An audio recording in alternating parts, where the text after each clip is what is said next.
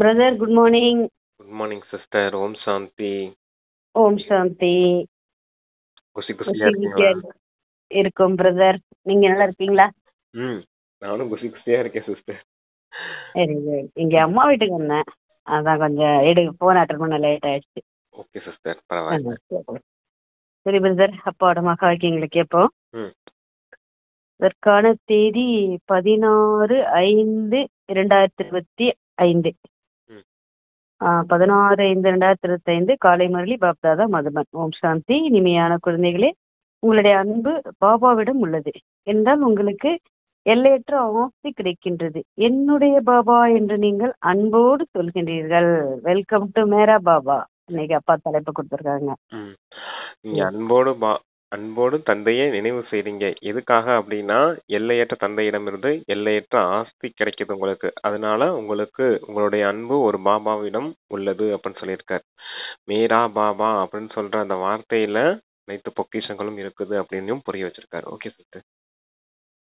அப்பா கேள்வி கேக்குறாங்க, எந்த ஒரு தேகதாரி மனிதரின் பேச்சையும் பாபாவுடன் ஒப்பிட முடியாது, ஏன்? பதில், ஏனென்றால் பாபா சொல்லும் ஒவ்வொரு சொல்லும் மகா வாக்கியமாகும். அந்த மகா வாக்கியங்களை கேட்கிறவர்கள் மகான், அதாவது புருஷோத்தமர் ஆகி விடுகின்றனர். பாபாவின் மகா வாக்கியங்கள் இனிமையான மலர்களாக மாற்றிவிடும். மனிதர்களின் சொற்கள் மகா வாக்கியங்கள் அல்ல, அவற்றினால் மேலும் கீழேதான் இறங்கியே வந்துள்ளன. அது என்ன சொல்றாருன்னா, அந்த தந்தையினுடைய வாக்கியம்தான், தந்தையினுடைய வார்த்தைகள் தான் மகா வாக்கியம் அப்படின்னு சொல்றாரு. அதன் மூலமா தான் நீங்க எப்படி ஆகுறீங்க? புருஷோத்தமர்களா ஆகுறீங்க, மகான் ஆகுறீங்க அப்படின்னு சொல்றாரு. அந்த வார்த்தை தான் உங்களை இனிமையான மலர்களா மாத்துது. ஆனா மற்ற மனிதர்களின் வார்த்தை எப்படிப்பட்டதா இருக்குது? அது மகா வாக்கியங்கள் கிடையாது, அது சாதாரண வார்த்தைகள் தான். அதனால நீங்க கீழே தான் இறங்கி வந்திருக்கீங்க. அதனாலதான் மனிதர்களின் வார்த்தையை விட தந்தையின் வாக்கியம் மகத்துவம் வாய்ந்ததா இருக்குது அப்படின்னு சொல்லியிருக்காங்க. Okay sister.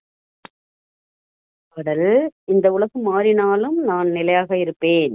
ஓம் சாந்தி. பாடலின் முதல் வரியில் கொஞ்சம் அர்த்தம் உள்ளது, மற்ற முழு பாடலும் எதற்கும் ஆகாது.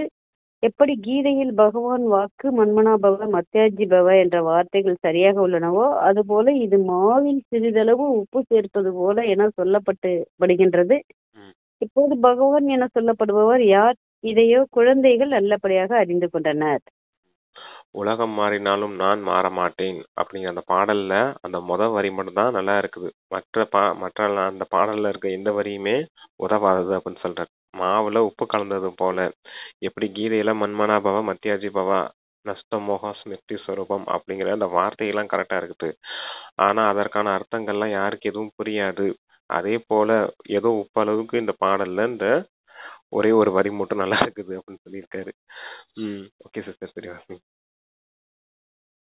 பகவான் என சிவபாபா தான் அழைக்கப்படுகிறார். சிவபாபா வந்து சிவாலயத்தை படைக்கிறார்.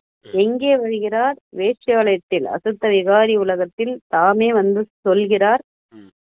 இனிமேலும் இனிமையான செல்லமான தேடி கண்டெடுக்கப்பட்ட ஆன்மீக குழந்தைகளே, கேட்பதோ ஆத்மாதான் அல்லவா? நாம் ஆத்மா அவினாட்சி என்பதை அறிவீர்கள். இந்த தேகம் வினாட்சி, அழியக்கூடியது. நாம் ஆத்மா. இப்போது நம்முடைய பரம்பிதா பரமாத்மாவிடமிருந்து மகா வாக்கியங்களை கேட்டுக்கொண்டிருக்கிறோம். மகா வாக்கியங்கள் ஒரு பரம்பிதா பரமாத்மாவினுடையவைதான். அவை மகான் ஆத்மாக்களுக்காக ஆத்மாக்கள் உத்தமமானவர்களாக ஆக்கின. ஓகே, அந்த தந்தையினுடைய வாக்கியம் தான் மகா வாக்கியம் அப்படின்னு சொல்லியிருக்காரு. அதுதான் உங்களை புருஷோத்தமர்களா மகானாக்குது அப்படின்னு சொல்லியிருக்காங்க. அதான் மனிதர்கள் உடைய வாக்கியங்கள் மகா வாக்கியம் கிடையாது. அவங்களுடைய வாக்கியங்கள் சிவோக்கும் என்னென்னமோ பயன்படுத்துறாங்க. குருமார்களும் இருக்கட்டும், சாது சன்னியாசிகளா இருக்கட்டும், அதெல்லாம் மகா வாக்கியங்கள் கிடையாது. அதனால கீழே தான் இறங்கி வந்திருக்கீங்க அப்படின்றதும் புரிய வச்சிருக்காங்க. Okay sister. வினாஷி அவினாஷி, தேகம் வந்து வினாஷி, ஆத்மா வந்து அவினாஷி அப்படின்னு சொல்லியிருக்காரு. பரமாத்மாவினுடையதான் அவை மகான் ஆத்மாக்களுக்குள் உத்தமமானவர்களாக ஆக்குகின்றன. மற்றபடி மகாத்மாக்கள் குரு முதலானவர்களினுடையது மகா வாக்கியம் ஒன்றும் கிடையாது. சிவோகம் நானே சிவன் என்று அவர்கள் சொல்வதும் சரியான வாக்கியம் அல்ல. இப்போது நீங்கள் பாபாவிடமிருந்து மகா வாக்கியங்கள் கேட்டு மனமிக்க மலர்களாக ஆகிறீர்கள். முள் மற்றும் மலருக்கு இடையில் எவ்வளவு வேறுபாடு உள்ளது. இப்போது குழந்தைகள், நீங்கள் அறிவீர்கள், நமக்கு மனிதர்கள் யாரும் சொல்லவில்லை. இவருக்குள் சிவபாபா இவருக்குள் பிரம்மா அமர்ந்துள்ளார். அதாவது இவருக்குள்ள பிரம்மாவிற்குள் சிவபாபா அமர்ந்துள்ளார். அவரும் ஆத்மாவே தான். ஆனால் அவர் பரமாத்மா என சொல்லப்படுகிறார். இப்போது பரமாத்மா வாருங்கள், வந்து எங்களை பாவனமாக்குங்கள் என்று பதித்த ஆத்மாக்கள் சொல்கின்றனர். பதித்த ஆத்மாக்கள் கூப்பிடுறாங்க. பதித்தர்களை பாவனம் செய்யக்கூடியவரே சிவ பகவானை வாருங்கள் அப்படின்னு கூப்பிடவும் செய்யறாங்க. அதான் நான் வந்திருக்கேன், இந்த பிரம்மா உடல்ல பரமாத்மாவா நான் பிரவேசமாயிருக்கேன். இவர் உடல்ல அந்த பிரம்மா பாபா அவருடைய ஆத்மாவும் இருக்குது, நானும் வந்து அமர்ந்திருக்கேன் அப்படின்னு சொல்றாரு.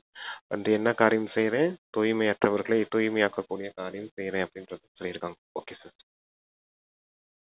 அவர்தான் பரம்பிதா, மிக மேலானவராக ஆக்குபவர். நீங்கள் புருஷோத்தம், அதாவது அனைத்து ஆத்மாக்களுக்குள்ளும் உத்தம ஆத்மாவாக ஆகிறீர்கள்.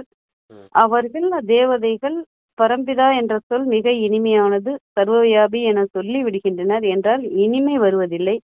உங்களிலும் கூட மிகச்சிலர் தான் மிகுந்த அன்போடு உள்ளுக்குள் நினைவு செய்கின்றனர். அங்கே மனைவி கணவனை ஸ்தூலமாக நினைவு செய்கின்றனர். இது ஆத்மாக்கள் பரமாத்மாவை மிக அன்போடு நினைவு செய்வது ஆகும்.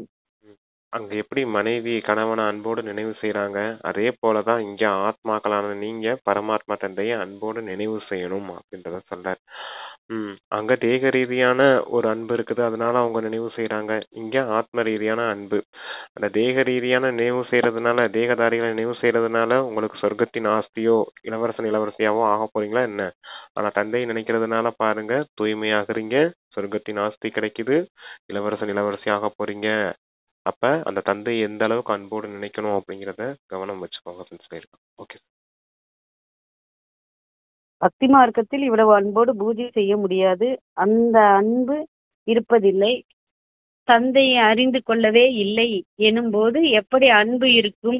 இப்போது குழந்தைகளாக உங்களுக்கு மிகுந்த அன்பு உள்ளது. ஆத்மா சொல்லுகிறது, மேரா பாபா, என்னுடைய பாபா. ஆத்மாக்கள் சகோதரர்கள் இல்லையா? ஒவ்வொரு சகோதரரும் சொல்கிறார், பாபா எனக்கு தனது அறிமுகத்தை கொடுத்திருக்கிறார். ஆனால் அது அன்பு என சொல்லப்படுவதில்லை. யாரிடமிருந்து ஏதேனும் கிடைக்கிறதோ அவரிடம் அன்பு உள்ளது. தந்தையிடம் குழந்தைகளுக்கு அன்பு உள்ளது. ஏனென்றால் தந்தையிடமிருந்து ஆஸ்தி கிடைக்கின்றது. எவ்வளவு அதிகமான ஆஸ்தியோ அவ்வளவு குழந்தையின் அன்பு இருக்கும். பாத்தீங்களா, அவரே சொல்றாரு, எந்த அளவுக்கு ஆஸ்தி இருக்குமோ அந்த அளவுக்கு தான் உங்களுக்கு அன்பு இருக்கும் அப்படின்னு சொல்றாரு. அப்ப அந்த ஆஸ்தி கொடுக்கக்கூடிய தந்தைய அன்பாக நினைவு செய்யுங்க அப்படின்னு மறுபடியும் சொல்றாரு. Okay sister. தந்தையிடம் எந்த ஒரு ஆஸ்தியும் இல்லை, தாத்தாவிடம் உள்ளது என்றால் பிறகு தந்தை மீது அவ்வளவு அன்பு இருக்காது. பிறகு தாத்தாவிடம் அன்பு ஏற்பட்டுவிடும். இவரிடம் சொத்து கிடைக்கும் என புரிந்து கொள்வார்கள். இப்போதோ எல்லையற்ற தந்தை இருக்கிறார். குழந்தைகள், நீங்கள் அறிவீர்கள், நமக்கு பாபா கல்வி கற்றுத் தருகிறார். இது மிகவும் மகிழ்ச்சி தரக்கூடிய விஷயமாகும். பகவான் நம்முடைய தந்தையாக இருக்கிறார். அந்த படைப்பவராகிய தந்தையை யாருமே அறிந்திருக்கவில்லை. அறிந்திராத காரணத்தால் பிறகு தன்னையே தந்தை என சொல்லிக் கொள்கின்றனர். ஒண்ணு தந்தையின் மீத, தந்தை சொத்து நிறைய வச்சிருந்தா அவர் மீது அன்பு இருக்கும். இல்ல தாத்தா சொத்து அதிகமா வச்சிருந்தா அவர் மீது அன்பு போயிடும் இல்லையா? அப்ப அதான், உங்களுக்கு ஆஸ்தி எங்க இருக்குமோ அங்கதான் அன்பு அதிகமா இருக்கும் அப்படிங்கிறத சொல்லியிருக்காங்க மனிதர்களுக்கு கூட. தந்தை தந்தையாகவும் இருக்கிறார், ஆசிரியராகவும் இருக்கார். ஆசிரியர் வந்து உங்களுக்கு பாடம் கற்பிக்கிறார் அப்படிங்கறத சொல்லியிருக்காரு. அப்ப இதுவும் எவ்வளவு உயர்ந்த படிப்பா இருக்குது அப்படின்றதையும் புரிய வச்சிருக்காங்க. ஓகே சிஸ்டர், இந்த விஷயத்த புரிஞ்சுக்கிறாத காரணத்தினாலதான் ஆத்மா வேற பரமாத்மா வேற அப்படிங்கிற விஷயத்த புரிஞ்சுக்கிறாத காரணத்தினாலதான், பரமாத்மா தந்தைக்கிட்ட இருந்து தான் ஆத்மாவுக்கு ஆஸ்தி கிடைக்குது அப்படிங்கிற விஷயம் தெரியாத காரணத்தினால மனிதர்கள் தங்களை தாங்களே பகவான் அப்படின்னு சொல்லிக்கிறாங்க அப்படின்னு சொல்லியிருக்காரு. Okay sister. தனி தந்தை என சொல்கின்றார்கள். எப்படி குழந்தைகளிடம் கேளுங்கள், உங்களுடைய தந்தை யார் என்று கடைசியில் நான் தான் என்று சொல்லி விடுவார்கள். இப்போது குழந்தைகள், நீங்கள் அறிவீர்கள், இந்த தந்தைகள் அனைவரும், தந்தை ஒருவர் நிச்சயமாக இருக்கிறார். அனைவருக்கும் தந்தை நிச்சயமாக ஒருவர் இருக்கிறார். நமக்கு இப்போது அந்த எல்லையற்ற தந்தை கிடைத்துள்ளார். ம், அவருக்கு தந்தை யாரும் கிடையாது. இவர் உயர்ந்தவர்களும் உயர்ந்த தந்தையாக குழந்தைகளுக்கு ம், தந்தை ஆக குழந்தைகளுக்கு உள்ளுக்குள் குஷி இருக்க வேண்டும். ம். அவங்க எல்லாம் எல்லைக்குட்பட்ட தந்தைகள்.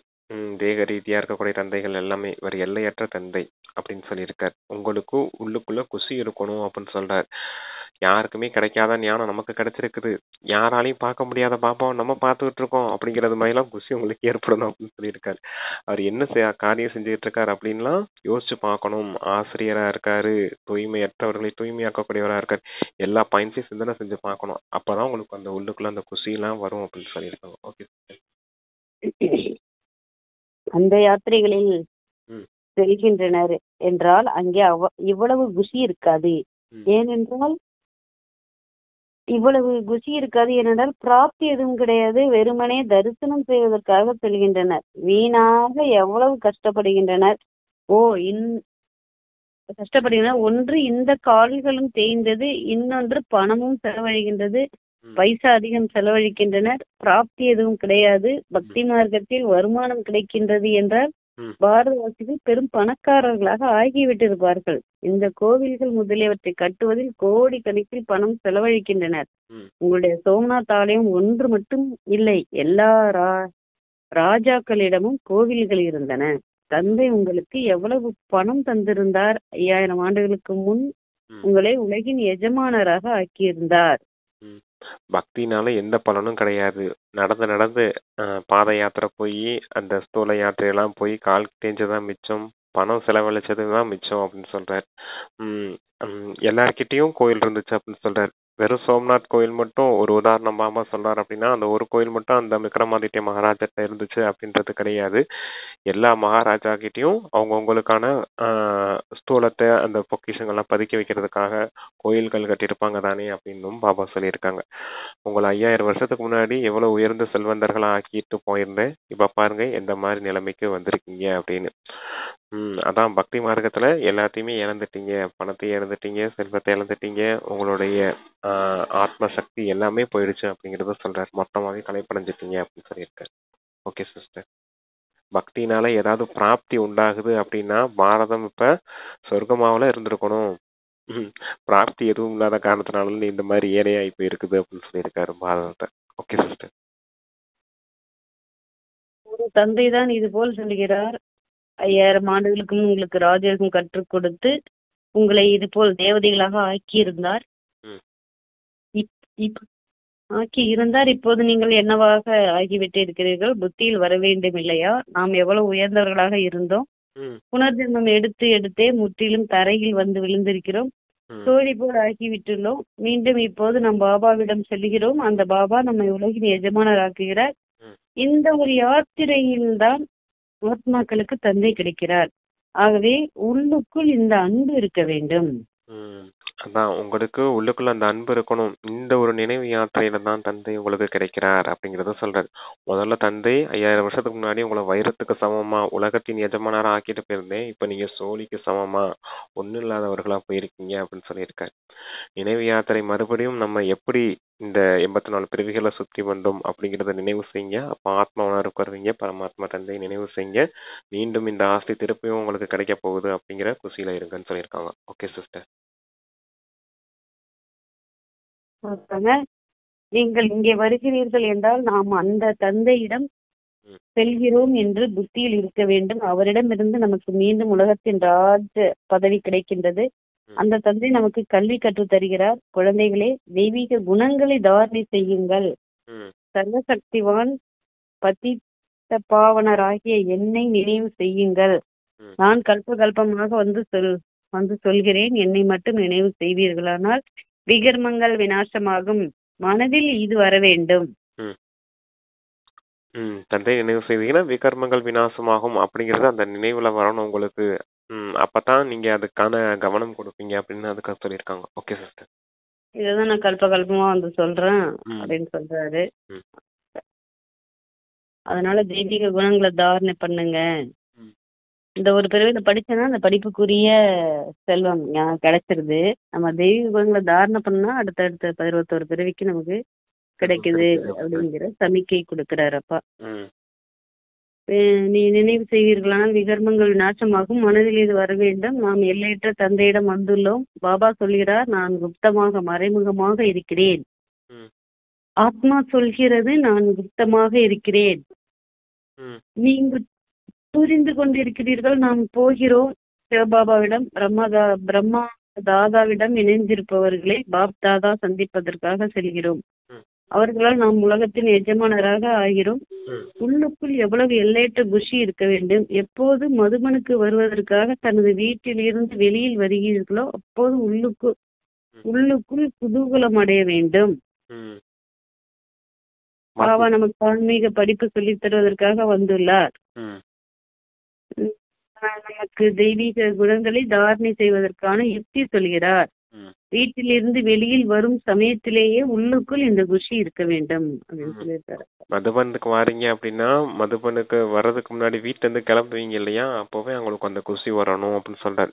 யார சந்திக்க போறோம், அங்க போய் என்ன காரியம் செய்ய போறோம் அப்படிங்கிற அந்த நினைவு, அந்த அந்த நினைவுக்கான குஷி உங்களுக்கு அங்க இருந்து ஸ்டார்ட் ஆகணும் அப்படின்னு சொல்லியிருக்காங்க. ஓகே சிஸ்டர், அந்த தெய்வீக குணங்களை தாரணை செய்யணும் அப்படிங்கிற அந்த குஷியும் இருக்கணும் அப்படின்னு சொல்லியிருக்காங்க. Okay sister.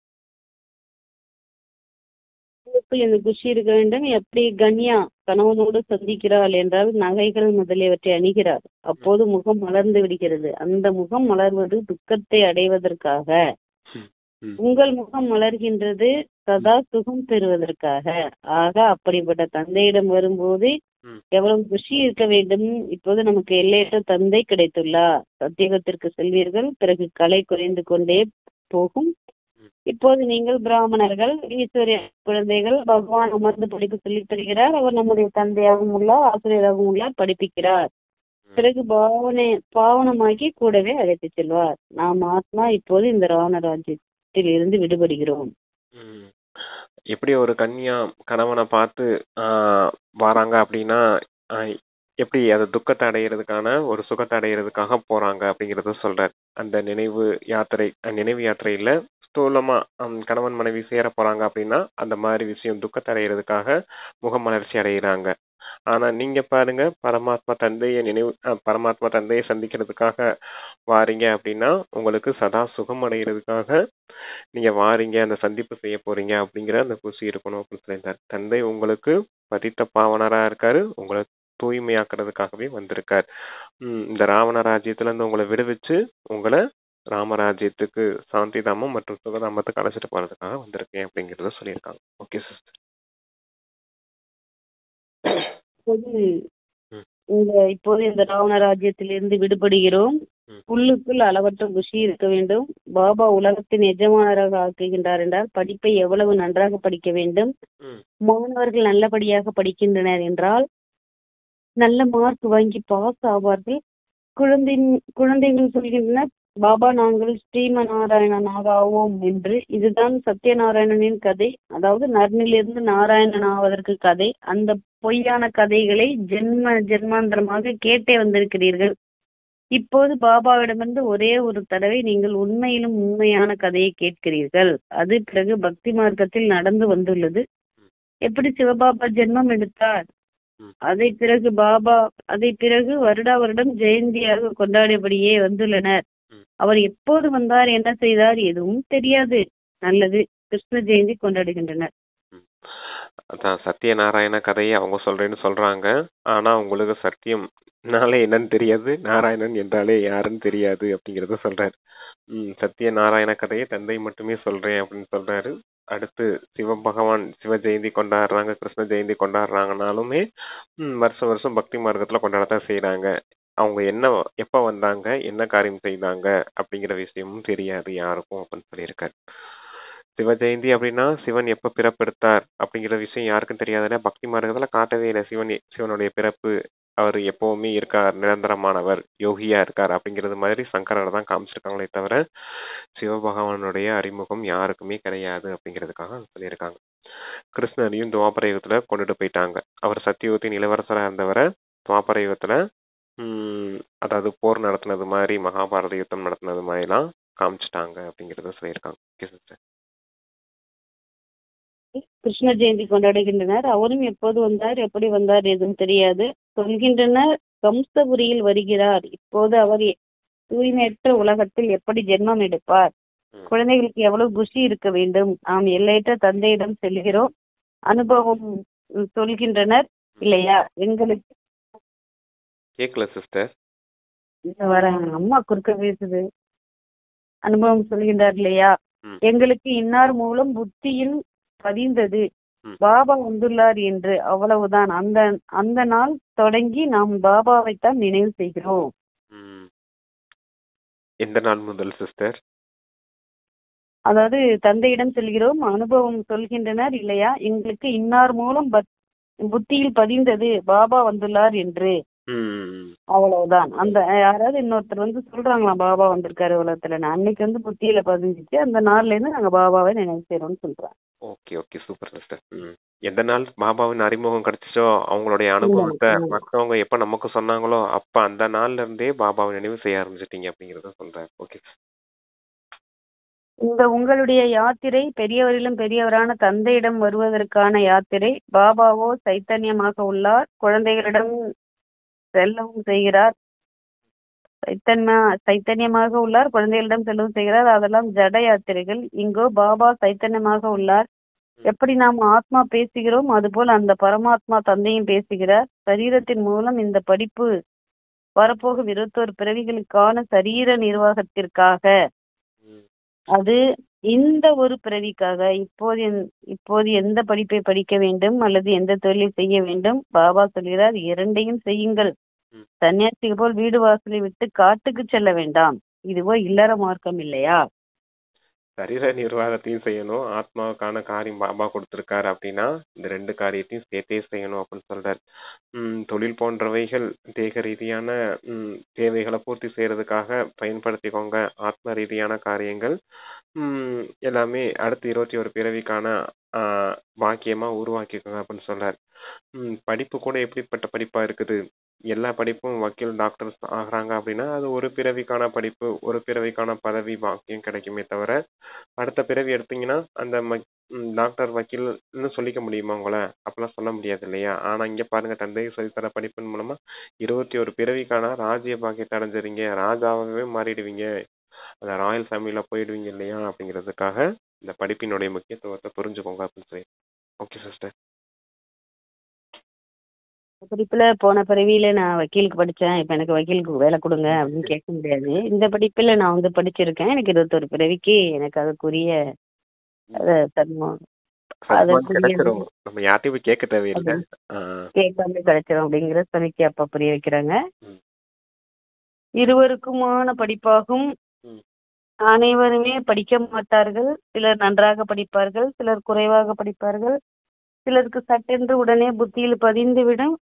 சிலரோ சூடான தோசைக்கல் போல் பேசிக்கொண்டே இருப்பார்கள். சிலர் சொல்கின்றனர், ஆம் நான் புரிந்து கொள்வதற்கு முயற்சி செய்கிறேன்.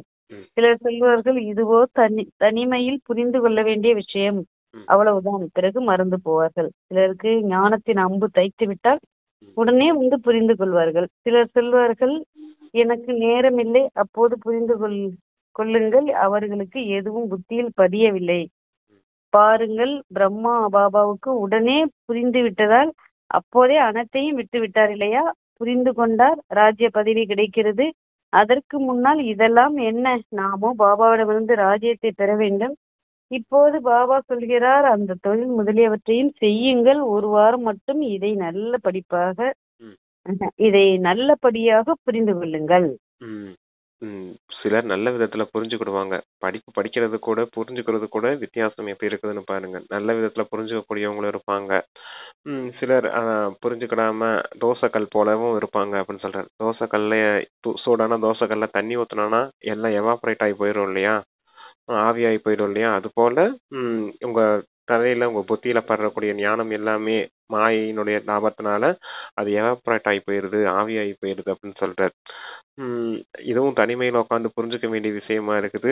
எங்களுக்கு நேரம் இல்லை, நானும் புரிஞ்சுக்கிறதுக்கு முயற்சி தான் பண்றேன், இப்படிலாம் சொல்றாங்க அப்படின்னா அவங்க புத்தியில எதுவுமே பதியல அப்படின்னு புரிஞ்சுக்கோங்க அப்படின்னு சொல்லியிருக்காரு. சிலருக்கு அம்பு கூட நல்ல விதத்துல தச்சிருது. இந்த பிரம்மா பாப்பாவை பாருங்க, இவருக்கும் அம்பு தச்சிருச்சு இல்லையா, அதனாலதான் எல்லாத்தையும் விட்டுட்டார் அப்படிங்கிறத சொல்றாரு. ஏன்னா உடல், மனம், பணம் எல்லாத்தையுமே மொத்தமா தந்தையின் காரியத்தில் ஈடுபடுத்திட்டார் இல்லையா பாபா. அதுக்கு காரணம் என்ன? அவருக்கு நல்ல விதத்துல புரிஞ்சிச்சு, அம்பு தச்சிருச்சு அப்படிங்கிறத சொல்றாரு.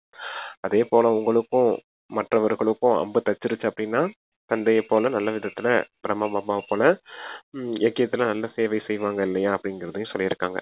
2 காரியத்தையுமே நீங்க செய்யத்தான் செய்யணும். தேக ரீதியான காரியங்களும் செய்யத்தான் செய்யணும், ஆத்ம ரீதியான காரியங்களும் செய்யத்தான் செய்யணும். நீங்க ஒன்னும் சன்னியாசி இல்லை இல்லையா, இதுவும் இல்லற தர்மம் இல்லையா. இல்லற மார்க்கத்தை ஸ்தாபனை செய்யறதுக்கு தானே பாபா வந்திருக்கேன், தூய்மையான இல்லற மார்க்கத்தை ஸ்தாபனை செய்யறதுக்காக வந்திருக்கேன்னு சொல்லுவார். இது துறவர மார்க்கம் கிடையாது அப்படின்னு சொல்ல. சன்னியாசிகளுடையது துறவர மார்க்கம், அதனாலதான் அவங்க வீடு வாசலை விட்டுட்டு காட்டுக்கு போயிட்டாங்க அப்படின்னு சொல்லி புரிய வச்சிருக்காங்க. Okay sister. இல்லற விவகாரங்களையும் பார்த்து கொள்ள வேண்டும், படைப்புகளின் பாலனையும் செய்ய வேண்டும். அவர்களோ படைத்து விட்டு பிறகு ஓடி போய் விடுகின்றனர். பாபா சொல்கிறார், நீங்கள் படைத்திருக்கிறீர்கள் என்றால் பிறகு நல்லபடியாக பரிபாலனம் செய்யுங்கள். மனைவியோ குழந்தையோ நீங்கள் சொல்வதை ஏற்றுக்கொள்கின்றனர் என்றால் நல்லவர்கள், புரிந்து கொள்ளவில்லை என்றால் தூய்மையற்றவர்கள். நல்லவர் கெட்டவர் பற்றி தெரிந்து விட்டது இல்லையா. பாபா சொல்றேன், அது அந்த பாலனை செய்யணும். படைப்பை படைச்சிட்டீங்க, உங்களுக்குன்னு ஒரு குடும்பத்தை உருவாக்கிட்டீங்க. உருவாக்கி அதை நீங்க விட்டுட்டு போறது எப்படி இருக்கும்? சாது சன்னியாசிங்களை பாருங்க, படைப்பெல்லாம் படைச்சிட்டாங்க, உருவாக்கிட்டாங்க தனக்குன்னு ஒரு குடும்பத்தை, விட்டுட்டு தனியா காட்டுக்கு போயிடுறாங்க.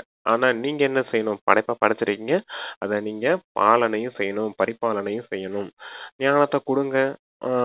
இந்த மாதிரி விஷயம் எப்படி இருக்குது, பரமாத்மா தந்தை வந்திருக்கார், இப்ப நம்ம தூய்மையாக வேண்டியிருக்கு, விஷயத்தெல்லாம் சொல்லுங்க. புரிஞ்சுக்கிட்டாங்கன்னா ஓகே, புரிஞ்சுக்கலைன்னா விடுங்க அப்படின்றத சொல்லியிருக்காரு. புரிஞ்சுக்கிட்டாங்கன்னா தூய்மையானவர்கள்னு ஏத்துக்கலாம், புரிஞ்சுக்கலன்னா தூய்மையற்றவர்கள், நல்லவர்கள் கெட்டவர்களுக்கான வித்தியாசத்தை புரிஞ்சுக்குவீங்க தானே அப்படிங்கறத கேட்டிருக்காரு. Okay sister. ஸ்ரீமத் நடப்பீர்களானால் உயர்ந்தவர்களாக ஆவீர்கள், இல்லை என்றால் ஆஸ்தி கிடைக்காது. தூய்மையானவராகி நல்ல குழந்தையாகி பெயரை விளங்க செய்யுங்கள். அம்பு தைத்து விட்டது, புத்தியில் பதிந்து விட்டது என்றால் சொல்வார்கள், சரி, இப்போது நாங்கள் உண்மையான வருமானத்தை சம்பாதிப்போம்.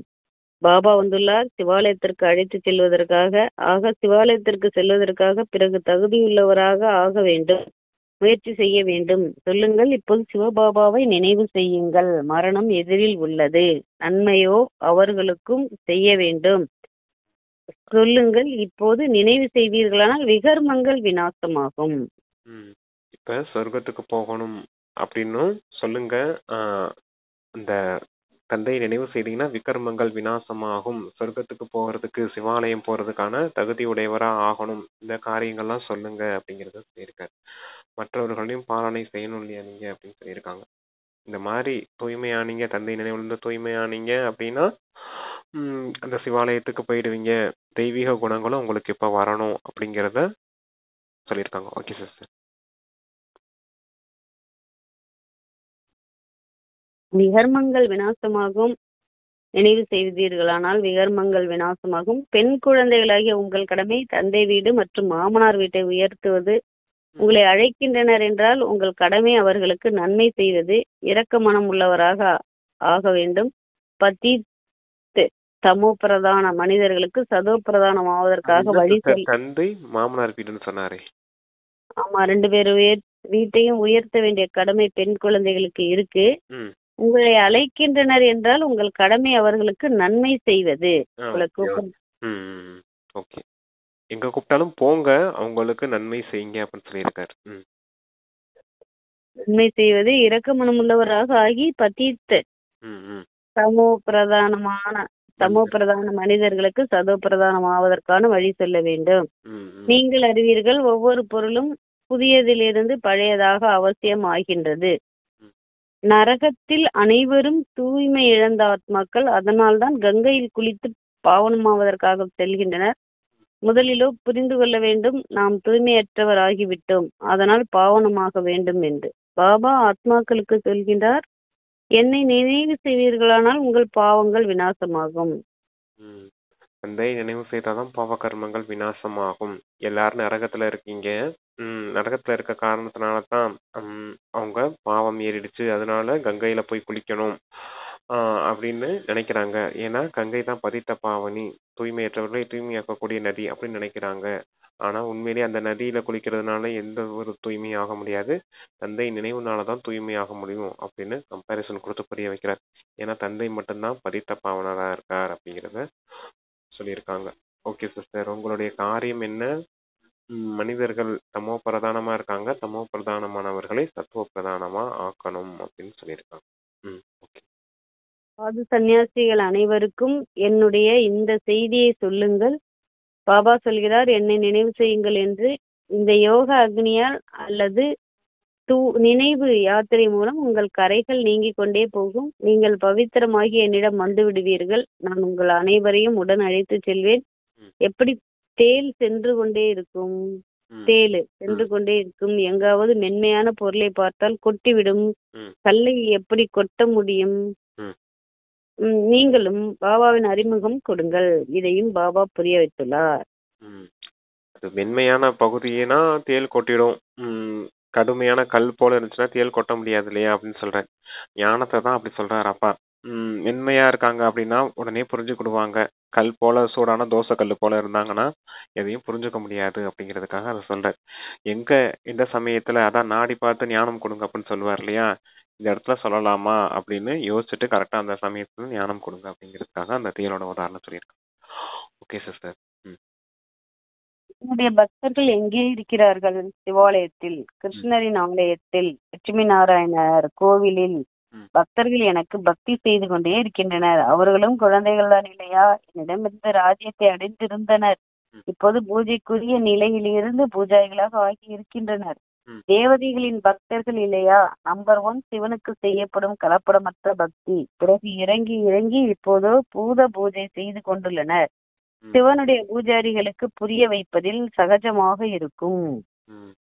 சிவனுடைய பூஜை தான் முதல்ல ஆரம்பத்துல செய்தீங்க, அதுதான் அபச்சார பக்தி அப்படின்னு சொல்லுவாங்க. இப்ப எல்லாமே அபச்சார பக்தியா மாறி போயிடுச்சு அப்படின்னு சொல்ற.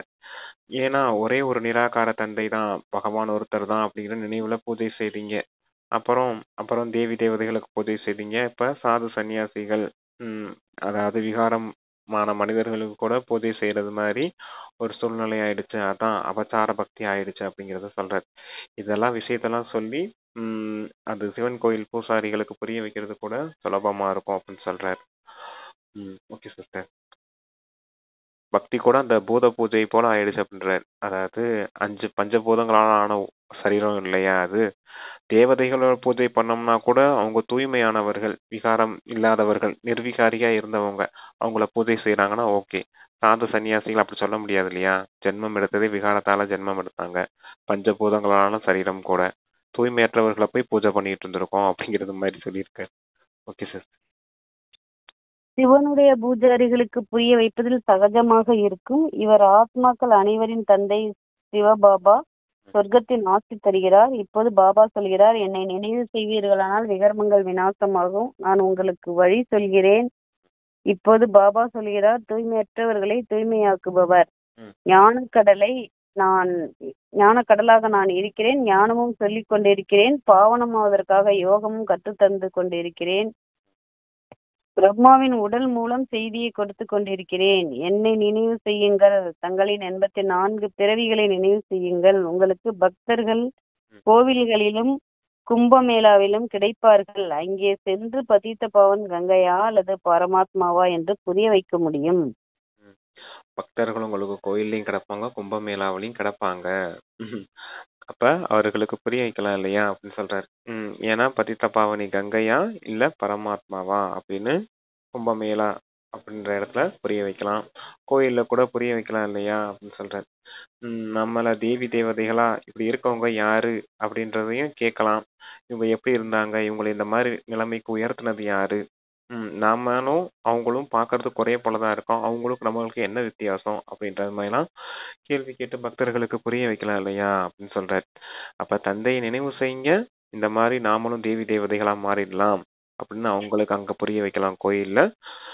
கும்பமேளாலனா இந்த கங்கையில மூழ்கி எந்திரிக்கிறதுனால நம்ம தூய்மையாக முடியாது, தந்தையின் நினைவுனால நம்ம தூய்மையாக முடியும் அப்படின்னு சொல்லி புரிய வைக்கலாம் அப்படிங்கிறதுக்காக என்னை நினைவு செய்யுங்க அப்படின்றதையும் சொல்லியிருக்காரு.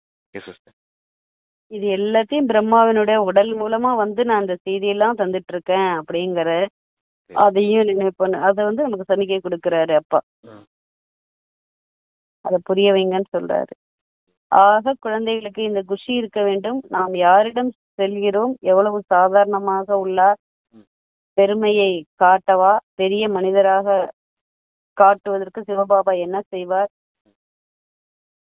சன்னியாசிகளின் ஆடையோ அணிந்து கொள்ள முடியாது. பாபா சொல்கிறார், நானும் இந்த சாதாரண உடலை எடுத்துக்கொள்கிறேன், நீங்களே ஆலோசனை சொல்லுங்கள், நான் என்ன செய்வது என்று. இந்த ரதத்தை அலங்கரிக்கவா? அவர்கள் பக்தியில் உசேனின் குதிரையை பற்றி கூறுகின்றனர், அதை அலங்கரிக்கின்றனர். இங்கே சிவபாபாவின் ரதத்தை பிறகு காளை மாடாக நந்தி ஆக்கி விட்டுள்ளனர். காளை மாட்டின் நெற்றியில் வட்ட வடிவமான சிவனுடைய சித்திரத்தை காட்டுகின்றனர். இப்போது சிவபாபா காளை மாட்டின் மீது எங்கிருந்து வருவார்? சரி, கோவிலில் நந்தியை ஏன் வைத்துள்ளனர்? சங்கரின் சவாரி என சொல்கின்றனர். சுற்றுமோதனத்தில் சங்கரின் சவாரி நடைபெறுகிறதா என்ன? இவை அனைத்தும் பக்தி மார்க்கம், அது டிராமாவில் விதிக்கப்பட்டுள்ளது. நல்லது.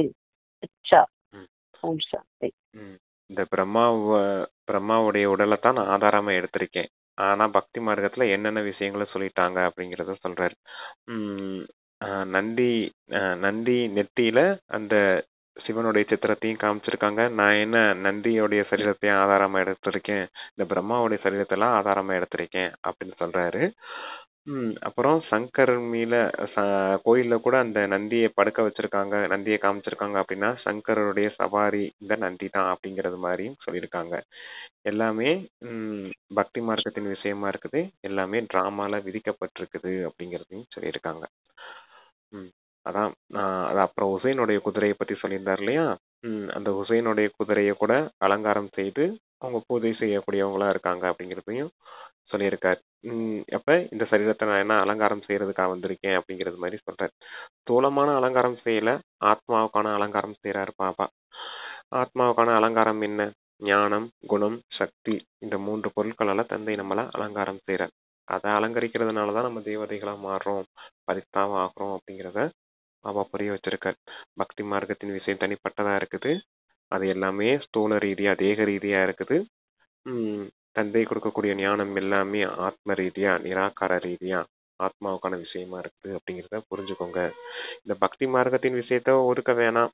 அதாவது ஒதுக்க வேணாம்னா எதுவும் அதை பார்த்து வெறுப்படையெல்லாம் வேணாம். டிராமால அப்படித்தான் இருந்துச்சு, அது மறுபடியும் நடந்திருக்குது அப்படின்னு மட்டும் புரிஞ்சுக்கோங்க அப்படின்னு சொல்லியிருக்காரு. Okay sister. இனிமையிலும் இனிமையான தேடி கண்டெடுக்கப்பட்ட செல்ல குழந்தைகளுக்கு தாயும் தந்தையுமாகிய பாப்தாதாவின் அன்பு நினைவுகள் மற்றும் காலை வணக்கம். ஆன்மீக குழந்தைகளுக்கு ஆன்மீக தந்தையின் நமஸ்தே, ஆன்மீக தந்தைக்கு ஆன்மீக குழந்தைகளின் நமஸ்தே நமஸ்தே. தாரணைக்கு ஃபர்ஸ்ட் பாயிண்ட், தனக்கு தானே உறுதி எடுத்துக் கொள்ளுங்கள். இப்போது நான் உண்மையான வருமானத்தை சம்பாதிப்பேன், தன்னை சிவாலயத்திற்கு செல்வதற்கு தகுதியுள்ளவனாக ஆக்கிக் கொள்வேன், நல்ல குழந்தையாகி ஸ்ரீமத் படி நடந்து பாபாவின் பெயரை விளங்கச் செய்வேன். உண்மையான வருமானத்தை சம்பாதிப்பேன், ஸ்ரீமத் படி நடந்து தந்தைகிட்ட இருந்து ஆஸ்தி அடைவேன், இப்படிப்பட்ட தெய்வீக குணங்களையும் தாரணை செய்வேன் அப்படின்னு நல்ல விதத்தை உறுதி எடுத்துக்கோங்க அப்படின்னு சொல்லியிருக்கேன். Okay sister. இறுக்க மனம் உள்ளவராகி தமோ பிரதான மனிதர்களை சதோ பிரதானமாக ஆக்க வேண்டும், அனைவருக்கும் நன்மை செய்ய வேண்டும், இறப்பதற்கு முன்பே அனைவருக்கும் பாபாவை நினைவுபடுத்த வேண்டும். இறக்க மனம் உடையவராகணும், தமோ பிரதானமா இருக்கக்கூடிய மனிதர்களை எல்லாம் சத்துவ பிரதானமாக்கக்கூடிய சேவை செய்யணும், இறப்பதற்குள்ள தந்தையின் ஞானத்தை தந்தையின் அறிமுகத்தை எல்லோருக்கும் கொடுத்துடணும் அப்படிங்கிற விஷயமும் உங்களுக்குள்ள இருக்கணும் அப்படின்றாரு. Okay sister. வரதானம் கொடுக்குறாங்க. ஒவ்வொரு மனித ஆத்மாவிற்கும் அவர்களது 3 காலத்தையும் தரிசனம் செய்ய வைக்கும் தெய்வீக நிலை கண்ணாடி ஆகுக. குழந்தைகளான நீங்கள் மனித ஆத்மாக்கள் ஒவ்வொருவருக்கும் அவர்களது 3 காலத்தையும் தரிசனம் செய்ய வைக்கும் தெய்வீக நிலை கண்ணாடி ஆகுங்கள். நாம் நேற்று எப்படி இருந்தோம், இன்று எப்படி இருக்கின்றோம், நாளை என்னவாக மாற உள்ளோம் என்பதும் அவர்களுக்கு தெல்ல தெளிவாக தென்பட வேண்டும் என்பது இதனை தெரிந்து அனுபவம் செய்வார்களோ அப்போது அநேக பிறவிகளான ஆசைகள் மற்றும் தாகம் தனிய பெற்றவராக முக்தி மற்றும் சொர்க்கம் செல்ல வேண்டும். முழுமை பெறும் நேரம் இது என்பதை புரிந்து கொண்டு சுலபமாகவே தந்தையிடமிருந்து ஆஸ்தி பெற ஈர்ப்புடன் வருவார்கள். ம். அதாவது 3 காலங்களையும் அவங்களுக்கு புரிய வச்சிருங்க அப்படின்னு சொல்றாரு. நேற்று எப்படி இருந்தோம், இன்று எப்படி இருக்கோம், நாளை எப்படி இருக்க போறோம் அப்படிங்கிற இந்த விஷயம் உங்களுக்கு புரிய வச்சுட்டீங்கன்னா போதும், தந்தை கிட்ட அவங்க ஓடி வந்துருவாங்க. முக்தியின் ஆஸ்தி அடையிறதுக்கான இந்த சமயம் இப்ப இருக்குது. ஜீவன் முக்தியின் ஆஸ்தி அடையினாலும் இப்ப இந்த சொர்க்கத்துக்கு போகணும்னாலும் இப்பதான் அதற்கான நேரம். இந்த நேரத்துல இந்த நிலைமையை நம்ம அடையணும் அப்படிங்கிற ஆர்வம் உங்களுக்குள்ள வந்துடும். பாபா கிட்ட ஆஸ்தி அடைய ஓடி வந்துருவாங்க அப்படின்னு சொல்றாரு. அது என்ன திரிகாலம் 3 காலம் அப்படின்னா, நேத்து நம்ம சூத்திரரா இருந்தோம், இன்னைக்கு நம்ம பிராமணரா இருக்கோம், நாளைக்கு நம்ம தேவதையா மாற போறோம். இந்த விஷயத்த காட்டக்கூடிய நிலை கண்ணாடியா நீங்க இருக்கணும் அப்படின்னு சொல்றாரு. நீங்க அவங்களுக்கு புரிய வைக்கும் போது இந்த விஷயத்தெல்லாம் அவங்க அனுபவம் பண்ணிட்டாங்கன்னா, அப்ப இந்த சமயம் சங்கமயுகமா இருக்குது, முக்தி ஜீவன் முக்தியின் ஆஸ்தி அடையிறதுக்கு இதுதான் சரியான சமயம்னு புரிஞ்சுக்கிட்டு தந்தை கிட்ட அந்த முக்தி ஜீவன் முக்தியின் ஆஸ்தி அடைய ஓடி வருவாங்க அப்படின்னு சொல்லியிருக்காங்க. Okay sir. ஸ்லோகன் சொல்றாங்க, ஒரே பலம் ஒரே நம்பிக்கை. இந்த பாடத்தில் சதா உறுதியாக இருந்தால் கடலின் நடுவே சூறாவளியிலும் சுலபமாகவே கடந்தேறி விடுவீர்கள். Constantly let the lesson of one's strength and one's faith be firm, and you will easily be able to move away from the middle of the ocean from difficulty. Constantly let the lesson of the one's strength and one's faith, ஒரே பலம் ஒரே நம்பிக்கை அப்படிங்கறத உறுதியா இருக்கும்போது the swim and you will easily be able to move away. எதுல இருந்து? கஷ்டமான காலத்துல சூறாவளி வந்துன்னா கூட அதுல இருந்து ஈஸியா நம்ம நடுவுல இருந்தா கூட, கடல் நடுவுல இருந்தா கூட ஈஸியமா அதுல இருந்து வெளியே வந்துடலாம் அப்படின்னு சொல்லி அப்பா ஸ்லோகன் சொல்றாங்க. ஆமா, ஏக்கு பல் ஏக்கு பரோசா அப்படின்னு சொல்லுவாரு. ஒரே பலம் ஒரே நம்பிக்கை. ஒரே பலம் அப்படிங்கிறது என்ன? ஒரே ஸ்ட்ரென்த். என்ன ஸ்ட்ரென்த் அது? ஆத்ம பலம், பரமாத்மாவின் துணையில இருக்கக்கூடிய அந்த ஆத்ம பலம், பரமாத்மாவின் பலம். இந்த நினைவு இருக்கணும். இந்த நினைவுல இருந்தீங்கன்னா அந்த நினைவின் பலம் இருக்குது இல்லையா, யோக பலம், அந்த பலம் தான் மிகவும் முக்கியமானது. உங்களுக்கு இந்த பலத்தையும் கூட வச்சுக்கோங்க. அப்புறம் ஃபெய்த், நம்பிக்கை அப்படின்னு சொல்லியிருக்காரு இல்லையா, எதன் மீது நம்பிக்கை இருக்கணும்? டிராமா மீது நம்பிக்கை இருக்கணும். டிராமா நன்மை செய்யக்கூடியது. மேல பார்த்தோம் இல்லையா, நேற்று இன்று நாளை எல்லாமே நன்மைக்கு தான் நடக்குது அப்படின்னு புரிஞ்சுக்கக்கூடிய அந்த நிச்சய புத்தி ஃபெய்த் இருந்துச்சு அப்படின்னா, கடலுக்கு நடுவுல சூறாவளி அடிச்சிட்டு இருந்தாலும் ஆடாத அசையாதவர்களா இருப்பீங்க அப்படிங்கறத சொல்லியிருக்காரு. எல்லா விஷயத்திலும் கடந்து வெற்றி அடையக்கூடியவர்களா ஆயிடுவீங்க அப்படின்னு சொல்றாரு. அதுதான் ஒரே பலம் ஒரே நம்பிக்கை. ஆத்மா பரமாத்மாவின் நினைவுல அந்த யோக பலம் இருக்கணும், அந்த ஸ்ட்ரென்த் இருக்கணும், நம்பிக்கை, டிராமா மீது நம்பிக்கை. எல்லாமே நன்மைக்கு தான் நடக்குது. நன்மைக்காகவே உருவாக்கப்பட்ட டிராமா, எல்லாம் உருவாக்கப்பட்ட டிராமா அப்படின்னு புரிஞ்சுக்கும் போது, எல்லாம் நன்மைக்கு தான் இருக்குன்னு அந்த நிச்சய பத்தி இருக்கும் போது, எந்த பிரச்சனை வந்தாலும் ஆடாத அசையாதவர்களா, மனநிலை ஆடாதவர் அசையாதவர்களா இருந்து எல்லா காரியத்திலையும் வெற்றி அடையக்கூடியவர்களா இருப்பீங்க. பெரிய கடலை கூட கடக்கக்கூடியவர்களா இருப்பீங்க. அதான் சொல்லுவார் இல்லையா, இக்கரையில இருந்து உங்களை அக்கறை கலைச்சிட்டு போறதுக்காக வந்திருக்கேன் அப்படின்னு, கலியுக கரையில இருந்து சத்தியுக கரை கலைச்சிட்டு போறதுக்காக படகோட்டியா வந்திருக்கேன் அப்படின்னு அந்த விஷயத்தையும் இங்க சொல்லியிருக்காங்க. ஓகே. ஆன்மீக ஆளுமை மற்றும் தூய்மை எனும் தனித்தன்மையையும் கையாளுங்கள். எப்போது நீங்கள் தூய்மையிலும் தனித்தன்மையுடன் விளங்குவீர்களோ அப்போதே வாரிசு தன்மை வெளிப்படும். எல்லைக்கு உட்பட்ட எந்த ஒரு கவர்ச்சியின் பக்கமும் கண்கள் கவர்ந்து செல்லக்கூடாது. வாரிசு என்றாலே அதிகாரி. எனவே இங்கே ஒருவர் ஒருபோதும் மாயையின் அடிமையாகாது. எப்போதும் அதிகாரி நிலையில் பெருமிதத்தில் இருப்பாரோ அவரே அங்கேயும் அதிகாரி ஆகின்றார். அதாவது சிம்பிளா புரிஞ்சுக்கணும்னா, யார் இங்க சுயராஜ்ய அதிகாரியா இருப்பாங்களோ அவங்க எதிர்கால விஸ்வராஜ்ய அதிகாரியா வந்துருவாங்க அப்படிங்கிற விஷயம்தான். தூய்மையின் தனித்தன்மை அதுதான் வாரிசு தன்மையை உருவாக்கும். எது? தூய்மையின் தனித்தன்மை வாரிசு தன்மையை உருவாக்கும். அங்கமும் தூய்மையா இருக்கணும். யாருக்கு? இப்ப பிராமணர்களாய உங்களுக்கு. அதனாலதான் பக்தி மார்க்கத்துல கூட அங்கமும் அலங்காரம் செய்து உங்களை பூஜை செய்யறாங்க. அப்ப எந்த ஒரு எல்லைக்குட்பட்ட விஷயமும் அந்த கவர்ச்சி, அந்த எல்லைக்குட்பட்ட விஷயத்தின் கவர்ச்சி பக்கமா இந்த கண்கள் போகக்கூடாது அப்படின்னு பாபா சொல்றாரு. மாயையின் அடிமைத்தனத்திலையும் போயிடக்கூடாது. ஏன்னா நீங்க ராஜ்ய அதிகாரி, வாரிசு தன்மை குவாலிட்டி கொண்ட ஆத்மாக்கள். அப்ப நீங்க அதிகாரி தன்மையில தான் இருக்கணுமே தவிர மாயையின் அடிமை தன்மையில போயிடக்கூடாது. யார் இங்க சங்கம யுகத்துல அதிகார தன்மையில இருப்பாங்களோ அவங்க கண்டிப்பா எதிர்கால ராஜ்யத்திலயும் அதிகாரியாவே இருப்பாங்க அப்படின்னு சொல்றேன். நான் சிம்பிளா சொன்னேன். சுயராஜ்ய அதிகாரியா சங்கமயத்துல யார் வாழ்றீங்களோ உங்க கண்டிப்பா எதிர்கால விஸ்வராஜ்ய அதிகாரியா வந்துடுவீங்க அப்படின்னு. அதுக்கு எல்லாத்துக்கும் ஆதாரம் அந்த தூய்மையில தான் இருக்குது அப்படின்னு சொல்லியிருக்காரு. தூய்மையின் தனித்தன்மை தான் அந்த வாரிசு தன்மையை உருவாக்கும் அப்படின்றத புரிஞ்சுக்கணும். Okay sister. அதான் எண்ணம், சொல், செயல், பார்வை, வார்த்தை, நடத்தை, உள்ளுணர்வு எல்லாத்துலயுமே தூய்மை இருக்கணும். சம்பூர்ண தூய்மையின் மணி. எத்தனை முறை சொன்னாலும் அந்த வார்த்தை சலிக்காத ஒரு வார்த்தை. சம்பூர்ண தூய்மையின் மணி. உங்க நெற்றில நான் ஜொலிக்கிறத பார்க்க விரும்புறேன் பாப்பா சொல்ற விஷயம் எப்போ ஞாபகம் இருக்கணும்.